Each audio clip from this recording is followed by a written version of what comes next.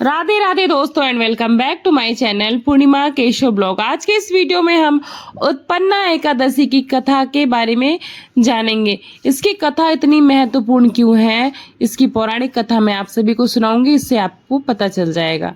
तो उत्पन्ना एकादशी की कथा के अनुसार सतयुग में मुर नाम का एक दैत्य उत्पन्न हुआ। वह बड़ा ही बलवान और भयानक था।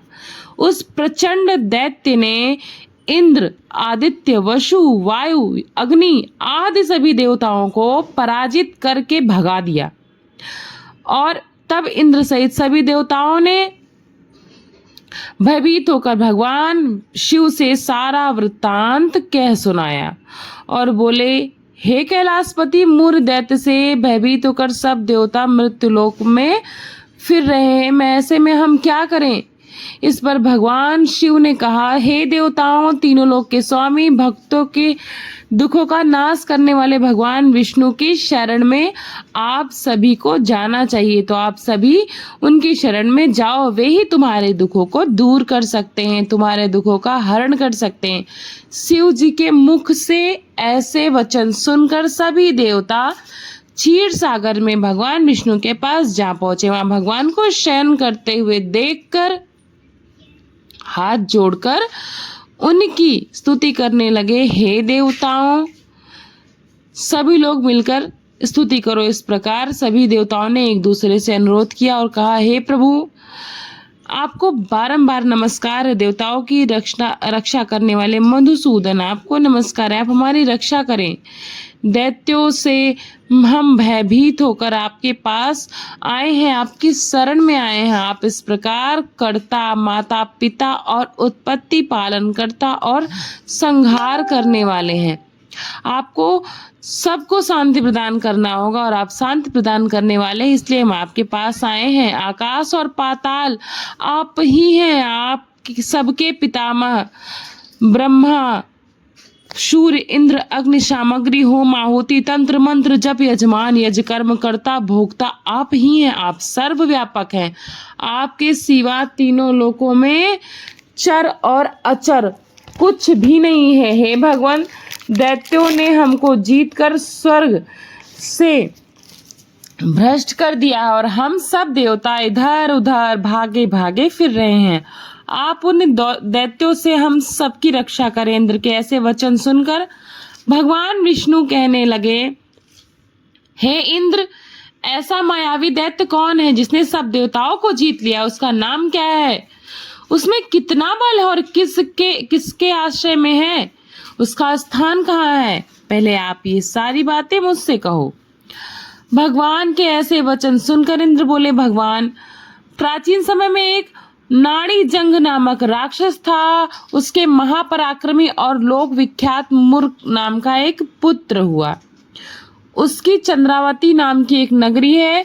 उसी ने सभी देवताओं को स्वर्ग से निकाल कर वहां अपना अधिकार जमा लिया है। उसने इंद्र, अग्नि, वरुण, यम, वायु, ईश, चंद्रमा, नक्षत्र आदि सबके स्थान पर अधिकार कर लिया है। सूर्य बनकर स्वयं ही प्रकाश करता है, स्वयं ही मेघ बन बैठा है और सबसे अजय है। असुर निकंदन, उस दुष्ट को मारकर देवताओं को आप अजय बनाइए। यह वचन सुनकर भगवान ने कहा, हे देवताओं, मैं शीघ्र ही उसका संहार करूंगा, तुम चंद्रावती नगरी जाओ। इस प्रकार कहकर भगवान सहित सभी देवताओं ने चंद्रावती नगरी की ओर प्रस्थान किया। उस समय दैत्य मुर सेना सहित युद्ध भूमि में गरज रहा था। उसकी भयंकर गर्जना सुनकर सभी देवता भय के मारे चारों दिशाओं में भागने लगे। जब स्वयं भगवान रणभूमि में आए तो दैत्य उन पर भी अस्त्र शस्त्र आयुध लेकर दौड़ पड़ा।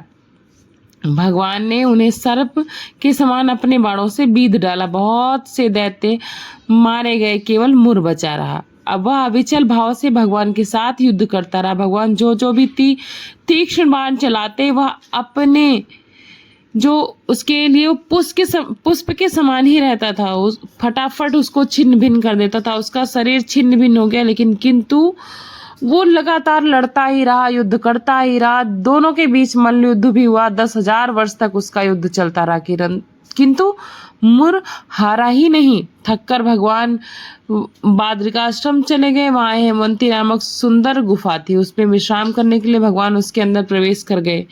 यह गुफा 12 योजन लंबी थी, उसका एक ही द्वार था। भगवान विष्णु वहां योग निद्रा की गोद में सो गए। मोर भी पीछे पीछे भागकर आया और भगवान को सोया हुआ देखकर मारने को उद्यत हुआ। तभी भगवान के शरीर से एक उज्जवल कांतिमय रूप वाली देवी का प्रकाट्य हुआ। देवी ने मोर को ललकारा और युद्ध किया और उसे तत्काल ही मौत के घाट उतार दिया। इस प्रकार शिव जी से जो सारे देवताओं ने याचना की थी, अनुरोध किया था, उस विपत्ति को खत्म किया। जब श्री हरि योग निद्रा से पुनः उठे तो वो बहुत ही प्रसन्न हुए और सब बातों को जानने के बाद उन्होंने देवी से कहा कि हे देवी, आपका जन्म एकादशी के दिन हुआ है, अतः आप का जो उद्भव हुआ है, उत्पत्ति हुई, इसलिए मैं आपको उत्पन्ना एकादशी के नाम से पूजित होने का वरदान देता हूँ। आपके वही भक्त होंगे जो श्रद्धा भाव से आपकी पूजा करेंगे। आपके भक्त वही होंगे जो मेरे भक्त हैं। इस एकादशी व्रत की बहुत महिमा होगी और जो भी इस व्रत को करेगा उसके सारे दुख, दारिद्र्य, संकट और जो उनके शत्रु होंगे उनका निश्चित ही नाश होगा। तो इस प्रकार अगर आप किसी भी शत्रु से या फिर किसी भी तरह की बाधा से व्यथित हैं, परेशान हैं, तो इस कथा के महात्म को सुने और इस कथा को श्रवण करें, इस व्रत को करें, भगवान विष्णु की कृपा प्राप्त करें और इस व्रत को करने से मोक्ष की प्राप्ति होती। लेकिन इस व्रत को बड़े विधि विधान से करना चाहिए। तो इसका विधि विधान की वीडियो कब है, ये व्रत किस प्रकार करना चाहिए, आपको मेरे चैनल पर मिल जाएगी। तो बस इसी के साथ आप लोगों से अनुरोध करती हूँ कि इस वीडियो के माध्यम से आप चैनल पर नए जुड़े हैं तो चैनल को सब्सक्राइब कर लीजिएगा, वीडियो को लाइक करिएगा, फ्रेंड्स एंड फैमिली के साथ शेयर करिएगा और कमेंट बॉक्स में जय लक्ष्मी मैया की, जय विष्णु भगवान की जरूर लिखिएगा। तो मिलती हूँ नेक्स्ट वीडियो में, तब तक अपना खूब सारा ख्याल रखिएगा। थैंक्स फॉर वॉचिंग पूर्णिमा के शुभ व्लॉग। नमस्ते, प्रणाम, बाय बाय, राधे राधे।